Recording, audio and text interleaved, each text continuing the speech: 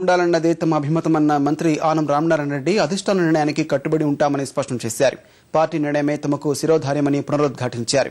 రాజీనామాలు చేస్తామని కొందరు నేతలు వ్యాఖ్యానించడం అది వారి వ్యక్తిగతమన్నారు. ముఖ్యమంత్రి, ఉప ముఖ్యమంత్రి, పిసిసి చీఫ్ ఇచ్చే నివేదికల ఆధారంగా కాంగ్రెస్ అధిష్టానం అందరికీ ఆమోదయోగ్యమైన నిర్ణయం తీసుకుంటుందని ఆనం ఆశాభావం వ్యక్తం చేశారు.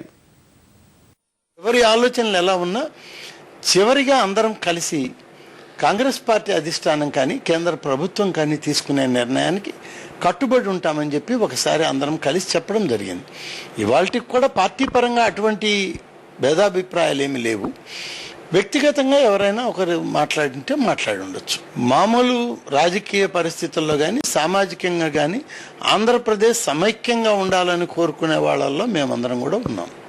కానీ ఇవాళ ఈ రాష్ట్ర భవిష్యత్తును దృష్టిలో ఉంచుకొని, కాంగ్రెస్ పార్టీ భవిష్యత్తును దృష్టిలో ఉంచుకొని మా పార్టీ నాయకత్వం ఏ నిర్ణయం అయితే తీసుకుంటుందో దానికి కట్టుబడి ఉంటానని నేను గతంలో చెప్పాను, అనేక సందర్భాల్లో కూడా చెప్పాం. ఇప్పుడు కూడా ఆ మాటకే నేను కట్టుబడి ఉన్నాను.